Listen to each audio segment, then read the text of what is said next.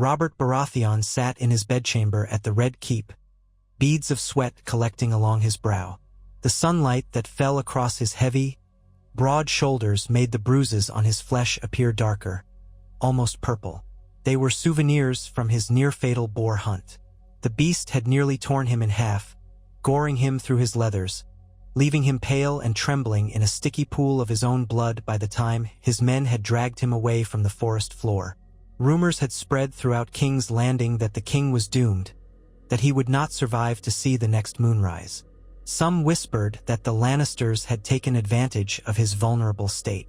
Others looked to Eddard Stark, Hand of the King, praying for the calm, steady leadership of the Northmen if Robert's light were snuffed out too soon. But Robert would not go gently into oblivion. He was a stubborn man, fueled by memory of past glories, fueled even more by a sense of unquenchable anger whenever he thought about losing. He had fought too hard to reach the Iron Throne, overthrown a dynasty and set the 7 kingdoms under the reign of House Baratheon. He was not about to let a single drunken miscalculation bring his story to an end. He was Robert Baratheon, the usurper in the Targaryen eyes, the victor in the eyes of the rebels. He would not succumb. Somehow, by the grace of the 7 or by sheer force of will, he recovered. It began slowly. A flicker of life in limbs that had gone numb, a slight improvement in breath each time Grand Maester Pycelle came to examine him. Queen Cersei would come to his bedside, though not always. She appeared less often than a loving wife might, replaced more consistently by her ladies, and accompanied by that cousin of hers, Lancel Lannister. Robert was too feeble at first to question it, but each time he witnessed that scrawny boy hovering about Cersei, a spark of suspicion kindled in Robert's eyes. In past years, he never cared about Cersei's private matters. He was too busy whoring, drinking, and indulging in hunts. But near death had a way of sharpening a man's instincts. He began to see things he hadn't bothered to see before. He noticed that Ned Stark, his oldest friend, bore a grim expression whenever he checked on the king. Ned asked him more than once about the wine Robert had drunk in the forest, how strong it had been, who had poured it. The hand's questions had become pointed, and Robert realized he might not have been felled by mere misfortune. Someone had wanted him easy to kill, or at least too drunk to handle the boar that eventually ripped his skin. The knowledge that Lancel had poured the wine, and that the boy was Cersei's cousin, made Robert's eyes narrow in suspicion. Yet it took more than suspicion for Robert to act. He did not turn into a calculating conspirator overnight. He was still reckless in spirit, an emotional man who bellowed at the world. But after a few days of healing, after the throbbing in his chest and side became tolerable, he summoned Ned Stark to his chamber. Alone, he demanded the truth. Ned stood rigid as always, the lines in his face deeper than ever, the weight of all King's Landing and its secrets resting heavily upon him. "Your Grace," he began, "I fear there are things you should know that will cause you great pain." He paused, reevaluating whether to deliver the words that might shatter Robert's sense of reality. But looking at Robert's pallid face, the old friend he had once ridden into battle with, he decided that withholding the truth would cause greater harm. "Speak," Robert growled, though quietly, so no passing guard would hear. The windows were shuttered. Robert's breathing was heavy. "If you've come to me with suspicion, I want it aired." And so Ned Stark told him of the evidence, how the children born to Cersei bore no trace of Baratheon features, how each child, Joffrey, Myrcella, and Tommen, had the golden hair of Lannisters, how Ned had uncovered old lineages detailing Baratheon children, from Gendry to Edric Storm to many other bastards fathered by Robert, and each one shared the Baratheon black hair and robust build. Yet Robert's so-called true-born heirs showed no sign of his lineage. Instead, Ned suspected they had been sired by none other than Cersei's brother, Jaime Lannister, the Kingslayer. Robert said nothing for a long time after Ned finished speaking. His face was drained of color, but not from physical weakness. Rage, as silent as a funeral drum, built behind his eyes. "By the gods," he whispered at last. "Is this your certainty, Ned? You would not lie to me?" "I wish I were lying," Ned said, his voice low and sympathetic. "I have asked questions. I have pored over the lineages. I confronted Cersei, but she denies it. Of course she does. Robert was silent again. He closed his eyes and let out a ragged breath. When he finally opened them, there was a hardness in them reminiscent of a younger man, the warrior who had smashed Prince Rhaegar's chest in with a warhammer. That whore, he spat. The entire time, well, no more. No more of these twisted games. Not in my house. Not in my realm.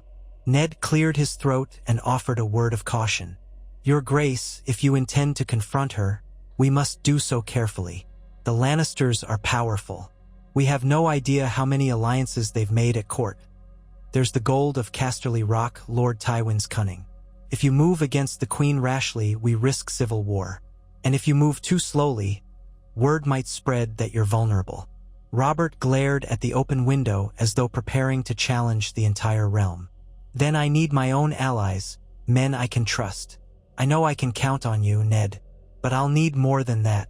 I'll need Stannis and I'll need Renly. My brothers, let them come to King's Landing. I'll gather the strength of the Stormlands, of House Baratheon entire, and... He seemed to realize something else. The Tyrells would join us if I asked, or if Renly asked. Mace Tyrell has always wanted to see his daughter on the throne. They have armies. They have gold. Let's see House Lannister stand against the might of the Reach and the Stormlands combined. My wrath will burn them to the ground. Ned studied Robert's features. The king was in a savage mood, though not entirely unwise. We must be discreet while you recover. Lord Tywin is not in the city, but you never know what watchers he has left behind. And as for summoning Renly and Stannis, will that not raise suspicion? Robert let out a hoarse laugh that turned into a cough. I am the king, he said, wiping spittle from the corner of his mouth. I can summon whomever I please. My near death is excuse enough for both of my brothers to attend me. I can say I want them here to mend old rifts, to stand by me. If the Lannisters question that, let them twist in the wind. They cannot refuse me. If they do, it's outright treason. And if it's treason they want, so be it.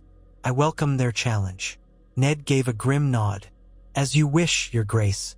I'll see to it that ravens are sent to Dragonstone and Highgarden, as well as Storm's End, to gather your forces. But remember quietly, we must keep the message as discreet as possible. I would not have the Lannisters intercept and twist your words. Robert gave a lazy wave of his thick fingers, as though the details were trifling. He was impatient, nearly panting with the anger that coursed under his skin. He had spent so long ignoring the machinery of ruling that a sudden need to orchestrate cunning left him somewhat unbalanced. But through pure force of will, he steadied himself. Go, Ned. Leave me to rest, but do it quickly. Eddard bowed, and the door swung shut behind him, leaving the king to brood in the dimly lit chamber. Over the next few days, the king's mood soared between savage fury and calculated wariness. He found he hated even the mention of the Lannisters, and whenever Cersei sent word that she would come to visit, Robert refused to see her. Instead, he allowed her only the barest glimpses of him, each time offering a half-hearted excuse about needing more rest or being in too much pain. The entire Red Keep could sense the tension. Servants whispered that the king was not as gentle with the queen as he had been. Ironically, in Robert's eyes, he had never truly been gentle. But now the veneer of civility was vanishing. Far from the king's bedchamber, hidden in the labyrinth of corridors, Ned Stark set about his tasks. He penned letters to Stannis at Dragonstone, urging him to hurry to King's Landing under the pretense of Robert's poor health.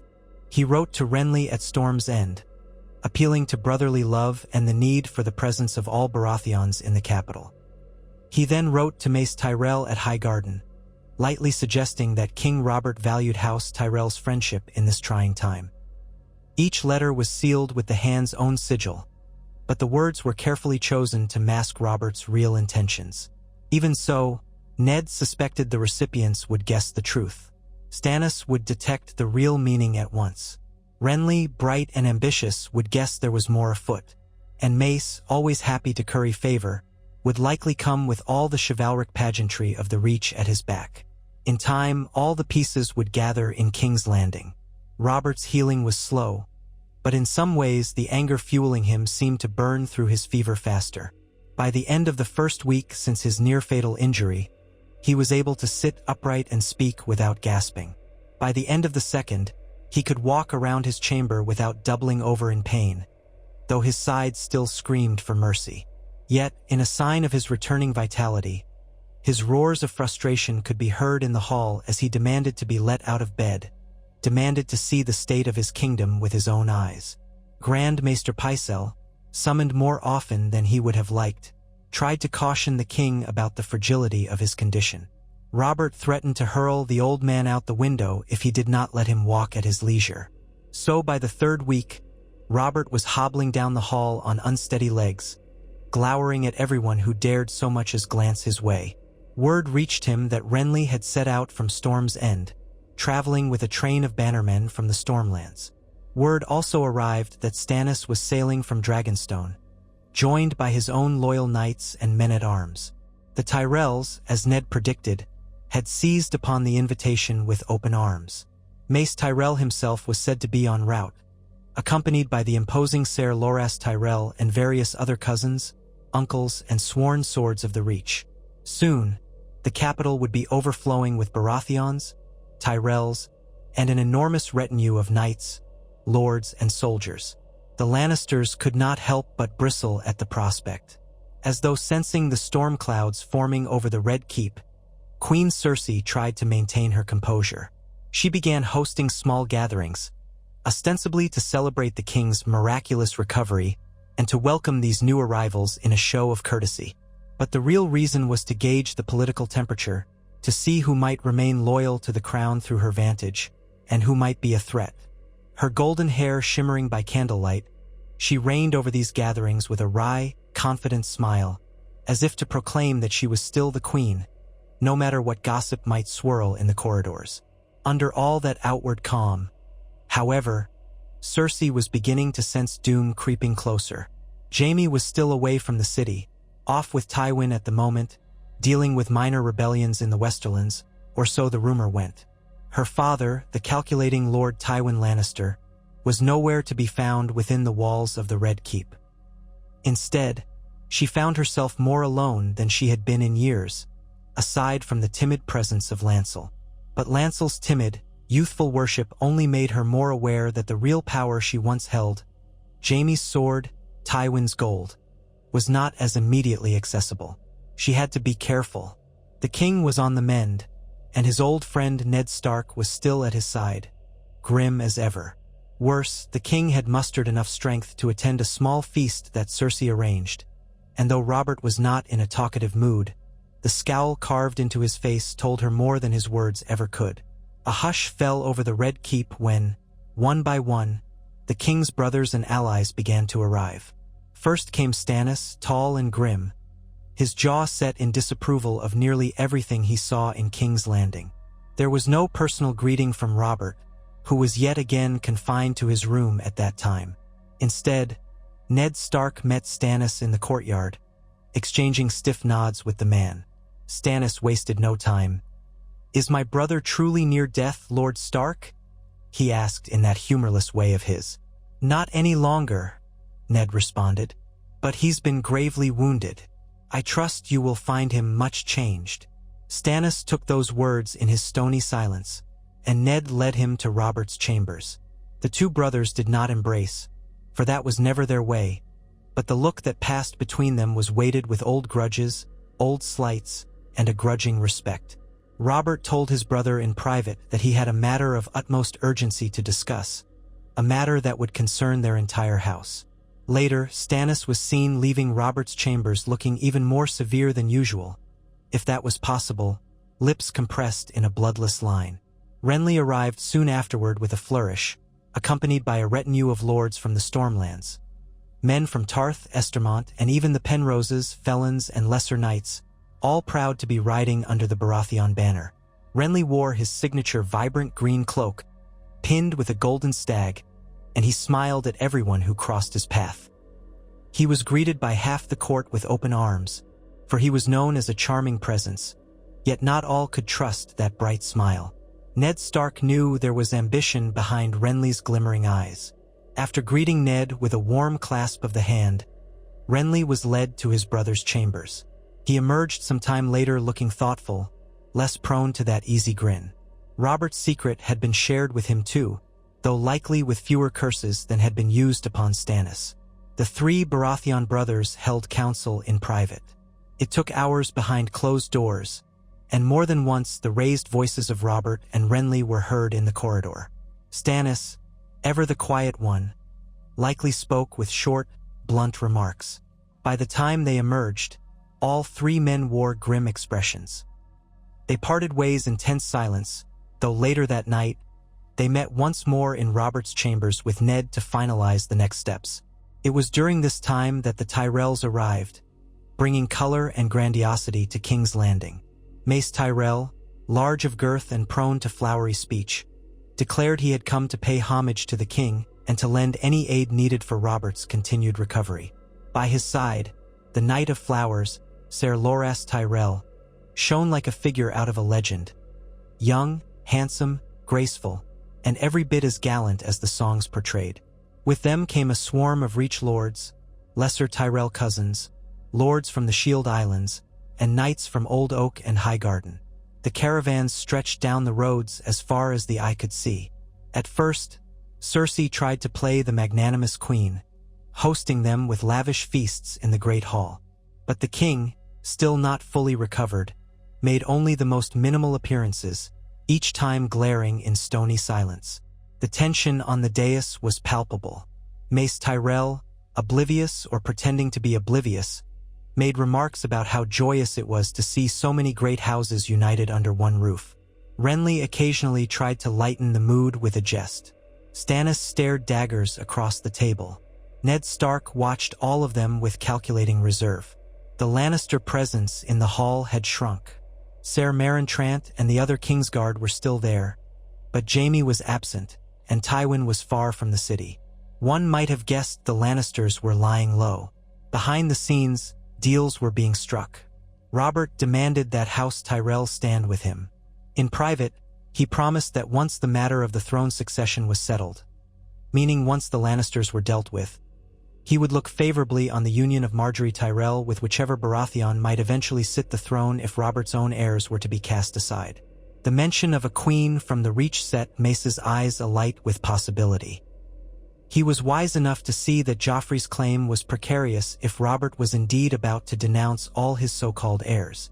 But if Margaery were to become queen to the next rightful Baratheon, in hushed corners of the Red Keep, as the plotting thickened, Ned Stark kept trying to steady Robert's hand. "We must do this legally, Your Grace," he said. "The realm will be in chaos if you move too harshly. The best approach is to gather the Great Council, or at least the Lords Paramount who support you, and present your findings. Show them the lineages. Reveal the truth about Joffrey, Myrcella, and Tommen. Then, in front of witnesses, you must name your true heir." Robert bristled at the mention of naming an heir. "I am not dead yet," he growled. "I will father more heirs if I so choose. Or do you forget my bastards out there? The realm is hardly lacking for Baratheon blood. But yes, I'll do it the way you suggest, once we have the strength to protect ourselves from the Lannisters' retaliation." But Robert had not fully forgotten the love he once bore for the idea of a perfect family, even if that love had been tarnished by reality.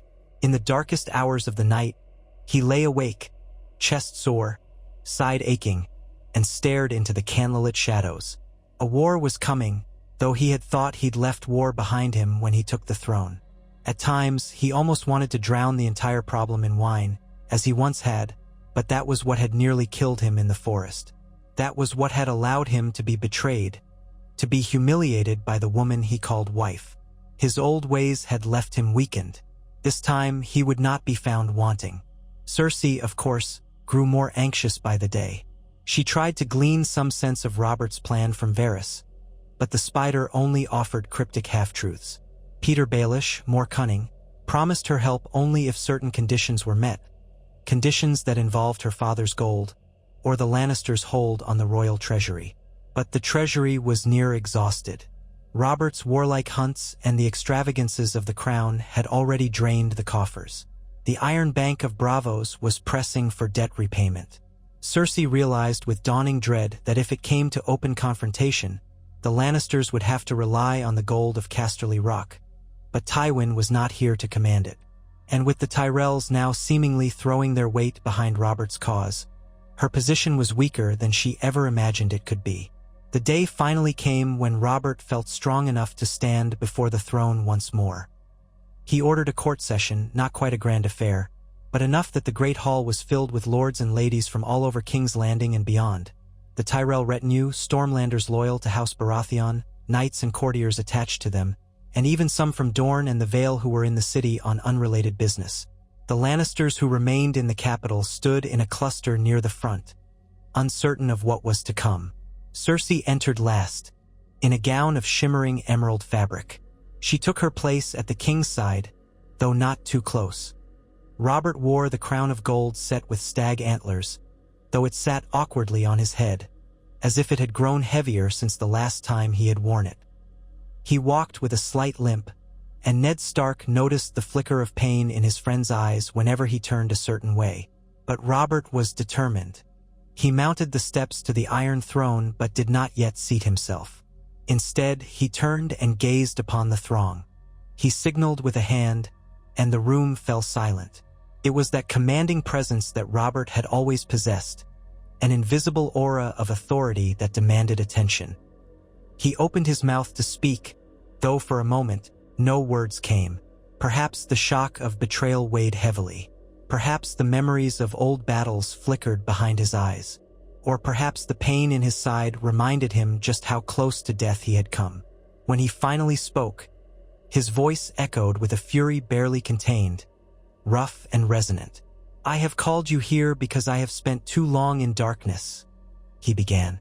"Darkness of mind, darkness of drink, darkness of ignorance. I've let others steer my ship, but no more. I am Robert Baratheon, first of my name, King of the Undulls, the Rhoynar, and the First Men, Lord of the Seven Kingdoms, and Protector of the Realm."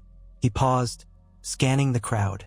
His eyes flicked from Renly to Stannis to Ned Stark, and lingered over the Tyrells.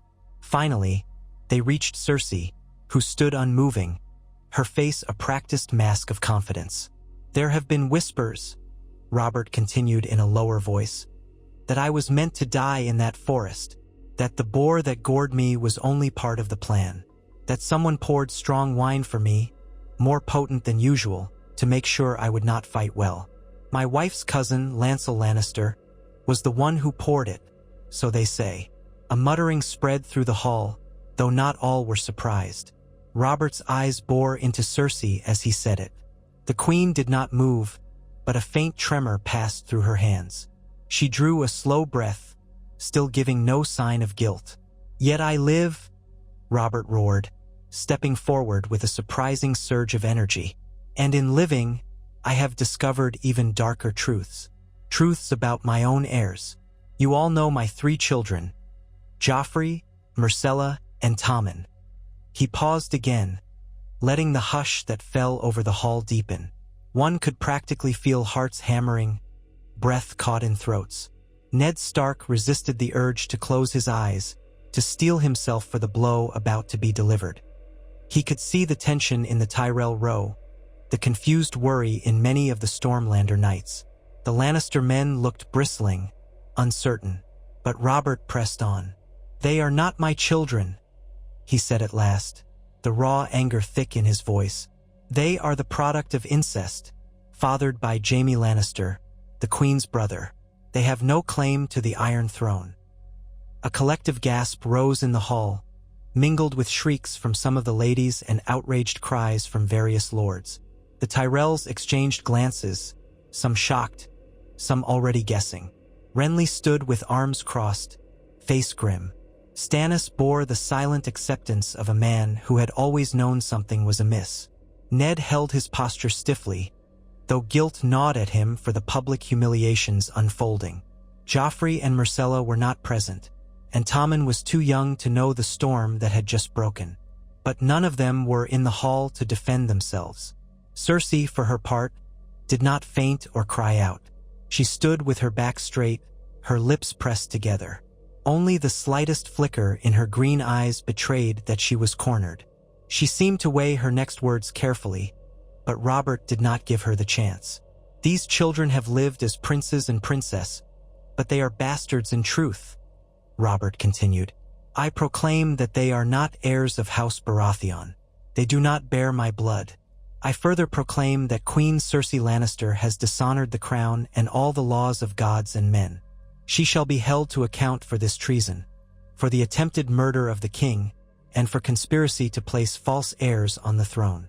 That set off a roar of voices. Some demanded Cersei's arrest. Others questioned the king's proof. The Lannister men drew closer, some reaching for swords. Kingsguard knights shifted uncertainly. Robert's own guard stepped forward, hands on hilts, ready to protect their sovereign. Silence, Robert bellowed, and the clang of steel hitting the floor ceased as if struck by lightning. I will have order in my hall. If any man or woman wishes to dispute my words, let them come forth. I have proof enough, from lineages to the confession of those involved. I have the word of my hand, Eddard Stark, who confronted the queen and learned of her treason. All eyes flicked toward Ned, who nodded gravely, though he did not speak.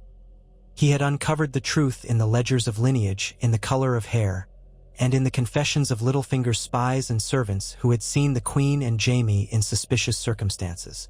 It was enough for a man like Ned, a man who loved the truth no matter how ugly. Robert turned his eyes back to Cersei. Will you deny it? He asked, his voice calmer, but no less menacing. Cersei lifted her chin, refusing to appear cowed. I see no reason to stand here and be slandered by a drunken brute, a man who never cared for his children, trueborn or otherwise. You have always been a worthless excuse for a husband, Robert. Her voice quavered slightly. You think by raving here you'll keep the throne? The Lannisters have gold enough and power enough to crush your illusions. My father. Your father is not here, Robert cut in coldly. And if you think the Lannister gold will protect you, think again. He gestured to the hall filled with Tyrell, Baratheon, and Stormlander men, all with hands on their swords or daggers. We are the realm, not a single family with a golden sigil. I have asked House Tyrell to stand by me, and they have. My brothers are here with me. The entire Stormlands stands behind me. You have no one left to hide behind, Cersei. She shot him a look of hatred. You will die for this, Robert, she spat. My father. Robert gave a short, bitter laugh. I nearly died once already, and the boar that gored me was less vicious than you. Ser Barristan. He barked to one of the Kingsguard. Arrest the queen. She shall remain confined in her chambers until I decide her fate. Any Lannister man who draws steel against me or my men shall be considered a traitor to the crown. For a moment, Ser Barristan Selmy stood still, sorrow etched into his venerable face. But Barristan was honorable and had served the throne, not the occupant. He turned to the queen and placed a gentle hand on her arm. Your grace, please. Cersei looked around for an ally, but saw only impassive or hostile faces. Even the few Lannister guards looked uncertain. She tried to wrench her arm free, but Barristan's grip tightened. And so, at last, the queen lowered her head in a mask of contempt.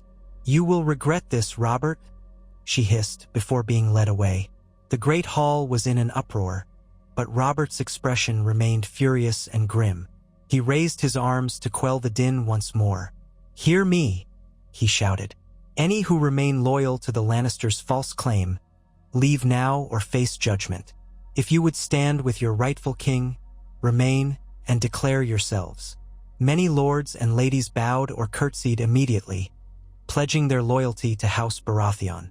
Some drifted from the hall, too afraid or too conflicted to speak. The Lannister guards retreated together, presumably to regroup and consider their next move. Ser Meryn Trant and others in the Kingsguard simply stood, uncertain, until Robert called them to step forward and pledge loyalty anew. Some, like Ser Meryn, were rumored to be more loyal to the Lannisters. But no one wanted to risk open defiance in front of the king while he was backed by so many swords. In the swirl of it all, Robert felt a flicker of satisfaction. He was battered, but not broken. He was as angry as he had ever been, but at least now he held the advantage. That evening, a heavy tension settled over King's Landing. The city buzzed with rumors of the Queen's arrest and the King's revelation that his children were bastards. A few Lannister men tried to raise a stir in the streets, but the City Watch, newly reorganized under men loyal to Robert and commanded by Janos Slynt, who was more opportunistic than truly loyal, kept a tight lid on any unrest for the moment. Ned Stark felt uneasy. Chaos was only a breath away. The Lannisters were not defeated. Not yet. Word would surely reach Tywin Lannister in the Westerlands, and if Tywin's armies marched on King's Landing, the city would become a battlefield. Robert might have the Stormlands and the Tyrells, but the realm would bleed if two of its greatest houses clashed. Still, the king was resolute. He refused to let Cersei slip away, ordering that she be guarded day and night. Her children, or rather the children she claimed were Robert's, were also placed under guard, though more gently. Ned insisted they be treated kindly, for they were still children, innocent in their understanding. The eldest boy, Joffrey, fumed in his chambers, raging against the king's lies, but did not dare show his face publicly.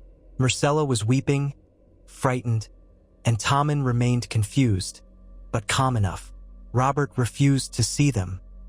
He had no love for them now, though it was rumored that late at night, after downing cup after cup of weaker wine, he would break down in private, cursing the gods for the life he had been thrust into. Ned Stark watched the storm brewing. He knew the next step. Tywin Lannister, hearing of Cersei's arrest and the king's accusations, would not sit idle. War was likely. The only question was how quickly Tywin would move and how fiercely. Robert, fueled by righteous fury and the support of the Tyrells, was ready to meet war head-on. But Ned, remembering the horrors of the rebellion, the rivers of blood, the heartbreak at the Trident, found himself once more troubled. The realm deserved peace, yet here they were again, on the edge of open conflict. Renly, for his part, seemed to be enjoying the swirl of politics. He had a knack for forging alliances with the Tyrells. He spent his evenings in conversation with Ser Loras, and rumors began to swirl of a deeper bond between them, though none dared speak of it too openly.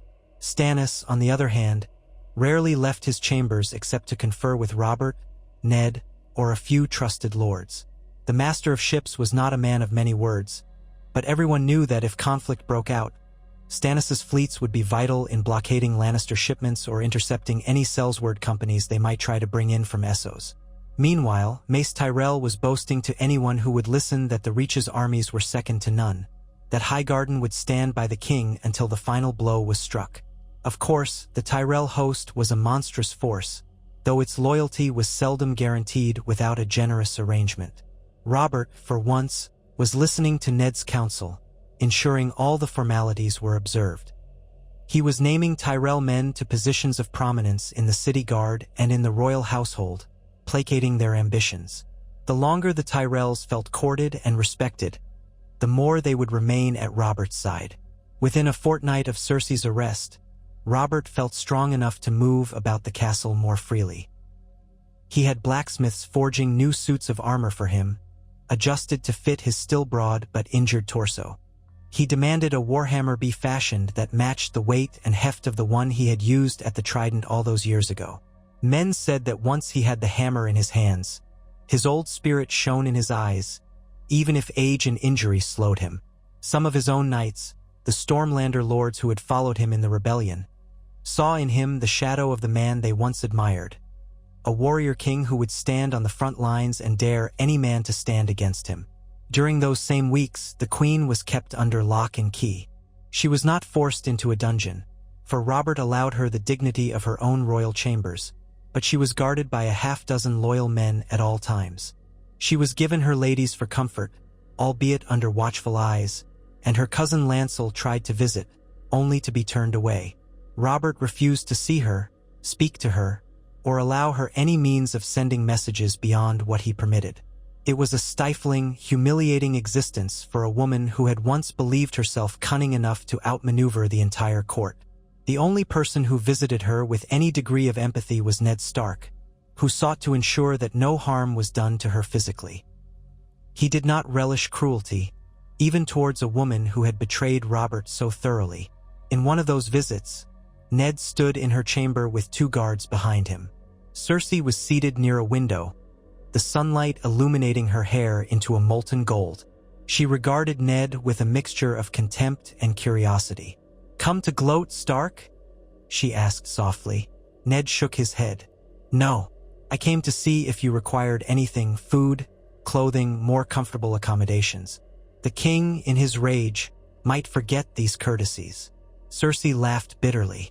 "Courtesies? Is that what you call them? You have proven as cold and righteous as your reputation suggests. Perhaps I should thank you for sparing me the dungeon." Ned ignored the barb.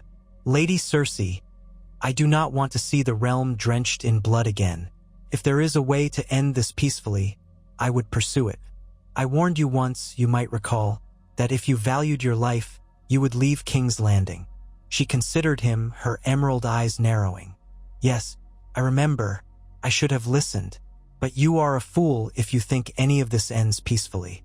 My father will come for me. Jaime will come for me." "Then let them come," Ned said, though with a sigh. "If war is the only language your family speaks, then war is what we'll have. But I wish it otherwise. Lives are at stake. Innocent lives." "You talk as though the history of your rebellion was so bloodless," she said. "You Baratheons and Starks were butchers, as the Lannisters can be. Don't pretend to be above it." Ned closed his eyes. She wasn't entirely wrong about that. "We did what we had to do to depose a mad king. And Robert is your rightful husband." "A rightful husband who bedded half the whores in Flea Bottom," Cersei interrupted with an edge of scorn. "Don't speak to me of rightful. We do what we must to survive. And if that means bedding my brother, so be it." Ned winced at the cold frankness of the confession. He had no more words. He left her to her solitude, feeling that the woman was too far gone for reason. In the corridors beyond, he encountered Renly speaking quietly with Loras Tyrell. They spoke in hushed voices, and Ned heard only snippets. "We must strike before Tywin can gather. But if we move too soon, Robert will decide." Then they fell silent upon noticing him. Renly gave Ned a charming smile. "Lord Stark," he said. "Just talking battle plans, I suppose?" Ned nodded politely. He was no fool. He knew that Renly likely had his own agenda, perhaps fancying himself as a more suitable king if Robert proved too battered or incompetent. Or perhaps hoping to place Marjorie on the throne as Robert's new queen. The possibilities were endless with a man as politically savvy as Renly. Nonetheless, with the bigger threat of Lannister retaliation looming, Ned allowed these smaller intrigues to remain in the background. Shortly thereafter, in another meeting behind closed doors, Robert, Stannis, and Renly quarreled about the next step. Stannis was for immediate action. "We should send riders to the Westerlands," he said. "Burn their fields, seize any gold caravans. Cut Tywin off at the knees before he can gather an army." Renly objected. "That would provoke Tywin into a savage response, and we know full well the Lannisters do not lack for men. They will gather from Casterly Rock, from Lannisport, from the Banefort case. Within months, an army of tens of thousands could march on us. We'd be forced to meet them in the field." Robert listened impatiently, occasionally nursing a cup of watered-down wine, though not as heavily as he once would have. "Let them come," he said, a dangerous spark in his eye. "I have Tyrell Steel on my side. I have the Stormlords with me. I have you two bickering, but still by my side. Gods be good. It'll be like the old days, except this time I'll be smashing Lannister heads instead of Targaryens." Ned cut in calmly.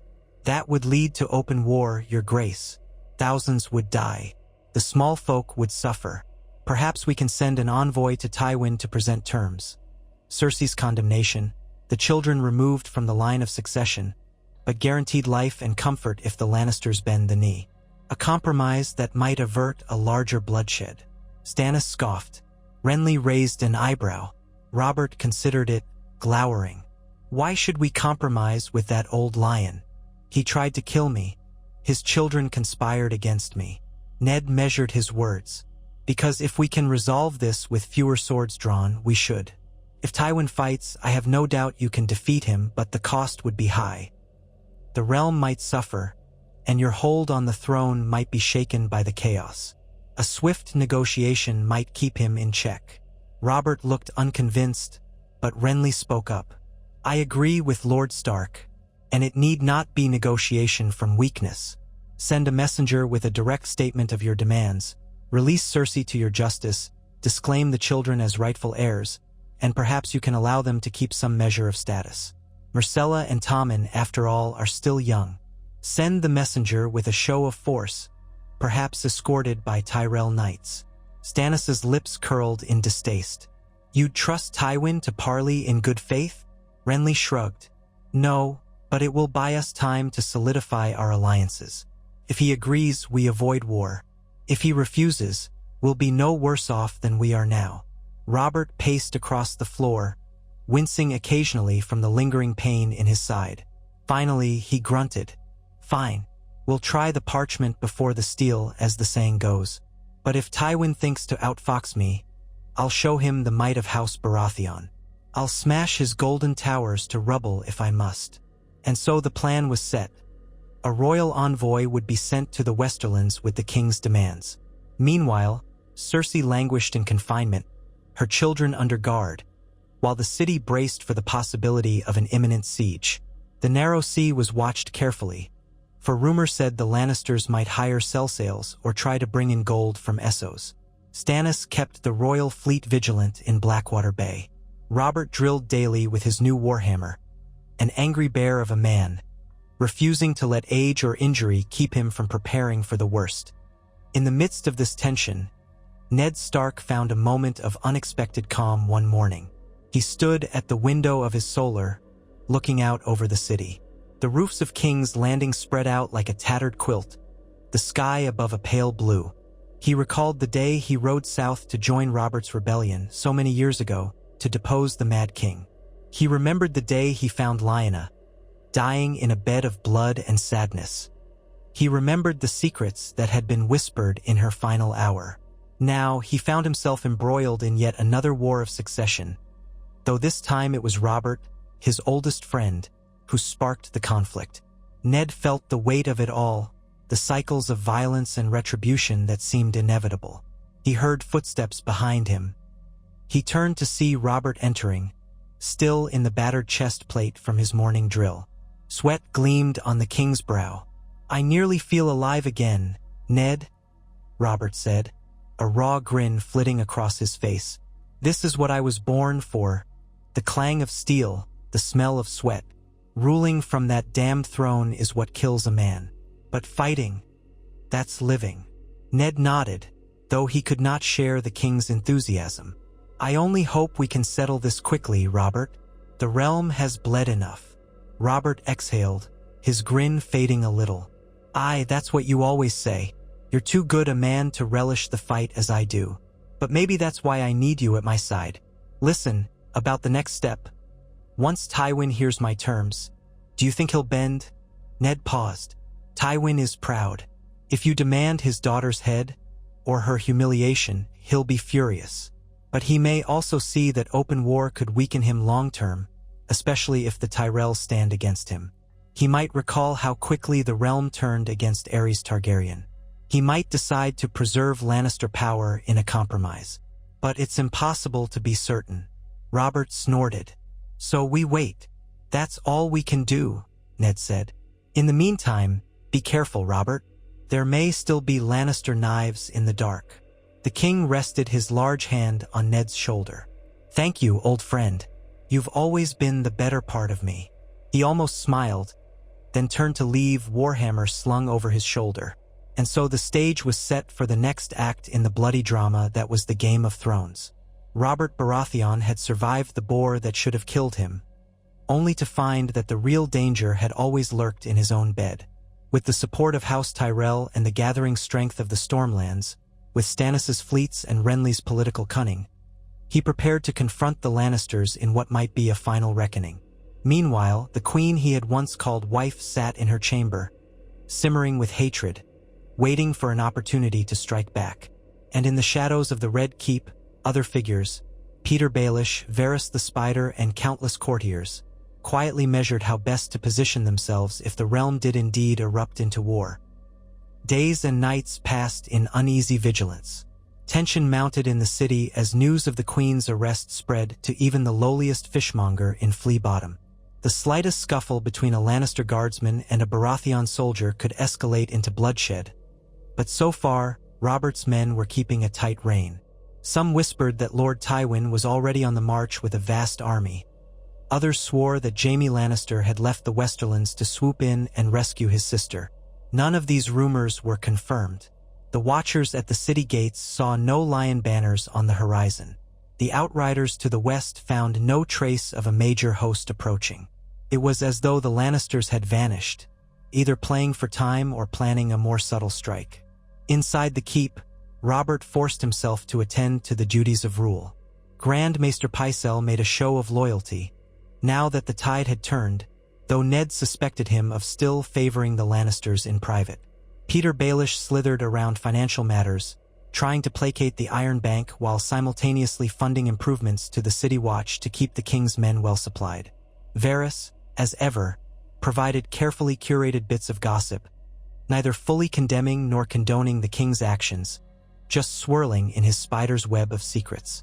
Ned, meanwhile, quietly took charge of many day-to-day responsibilities, ensuring that the city's bread supply and water access remained stable, that the small council was still functioning. Stannis and Renly were a presence, but they did not meddle in the bureaucracy. They were more focused on forging alliances and bolstering the king's readiness for war. Cersei's children became the subject of fierce debate. Robert refused to see them, calling them abominations. Ned urged mercy. "They are not to blame for their parentage," he insisted. "Joffrey is old enough to have some awareness, but Myrcella and Tommen are still innocent." Robert only grunted noncommittally, but he did not order them harmed. At least for now, they remained sequestered in royal apartments, guarded but not mistreated. Joffrey would occasionally throw fits, demanding to see his mother or threatening the guards, but after a while, even he seemed to realize the futility of his tantrums. Thus the tension held, coiled like a viper ready to strike, but suspended by the uneasy calm of waiting for Tywin's response. At last, days after the envoy had been sent west, the watchers on the city walls spotted riders in the distance. A small party approached King's Landing bearing a banner that was unmistakable. A golden lion on a crimson field, the Lannister sigil.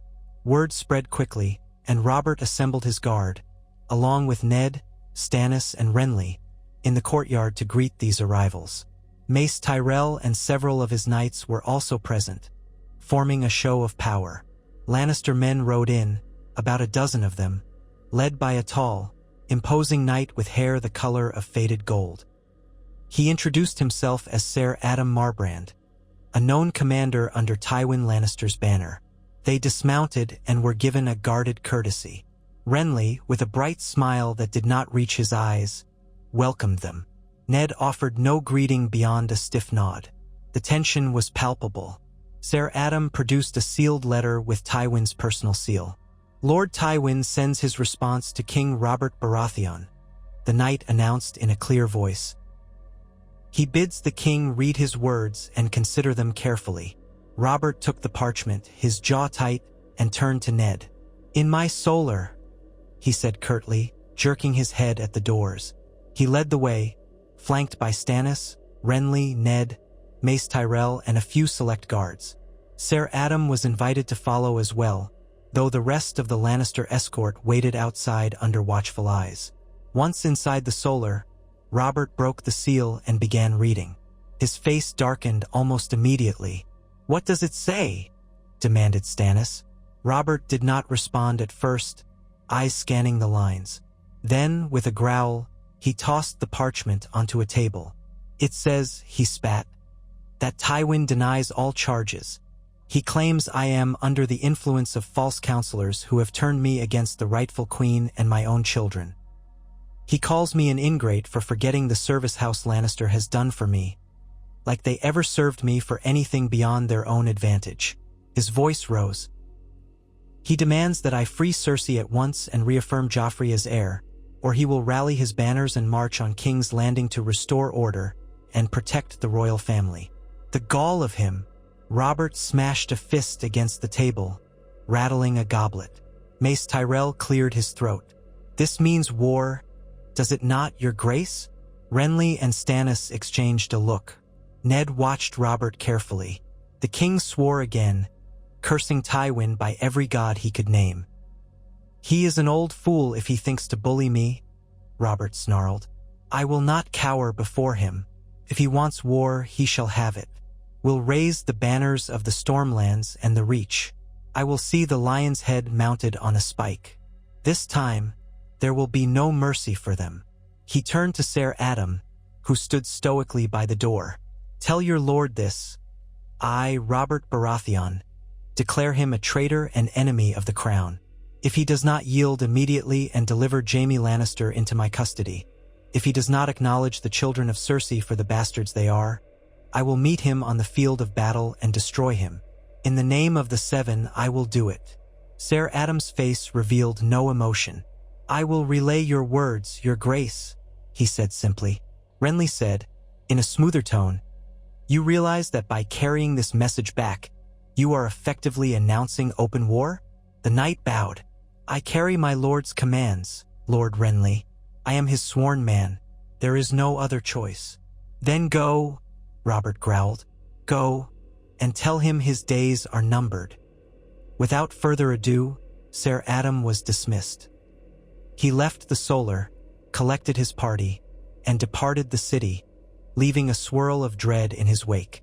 Robert stood trembling with anger, his hand straying to the handle of a nearby warhammer leaning in the corner.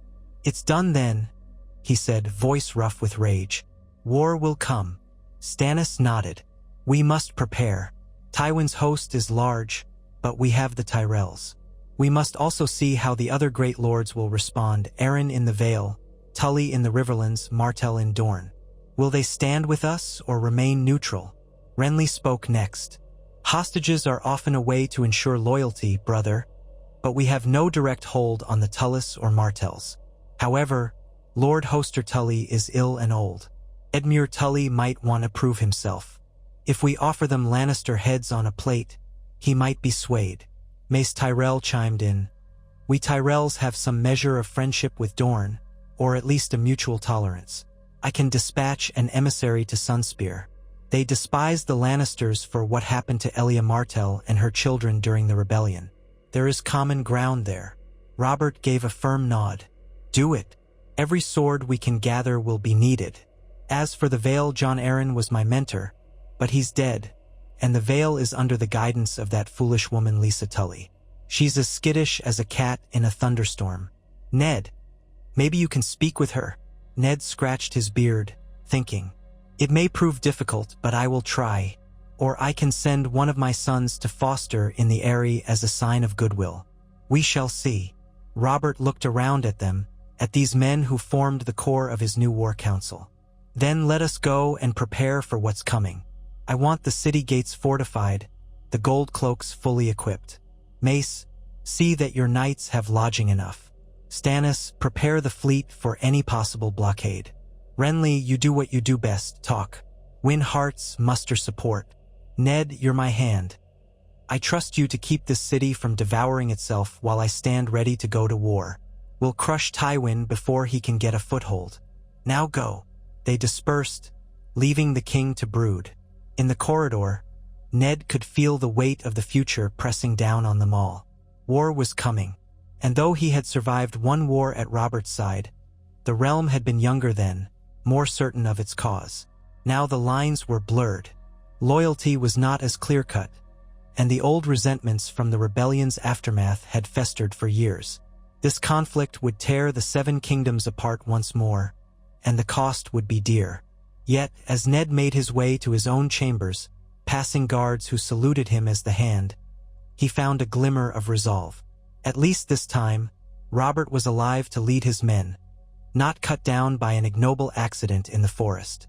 Robert had discovered the truth in time, and though his wrath was great, perhaps the realm stood a chance of forging a resolution that didn't end in the fires of madness. If all the great houses stood with the rightful king, if the Tyrells remained staunch, if the Stormlands held strong, if the Vale, the Riverlands, and Dorne could be convinced to join, then the Lannisters would be isolated. Even their gold would not save them from the might of nearly the entire realm. At that thought, Ned felt a pang of pity for the children locked in their chambers, for Cersei, for even Jaime if he were foolish enough to try to save his sister. The wave of war, once it crested, would not spare anyone caught in its path. Robert was on the throne, the crowning stag in fury, and the rest was unstoppable momentum. The days ahead would be shaped by bloodshed, alliances, betrayals, and all the precarious balance of power. But for now, King Robert Baratheon lived. He had discovered the incest that undermined his entire lineage. He had summoned Renly and Stannis, forging a united Baratheon front. He had courted House Tyrell's vast armies, wooing them with prospects of future marriage ties and power. And he had confronted his queen, publicly denouncing her as the traitor she was. The Game of Thrones continued, but Robert was back in the arena, warhammer in hand, battered yet unbroken, ready to do whatever it took to secure his reign or die trying. And so the city waited, perched on the brink of chaos, as the final blow of war loomed on the horizon.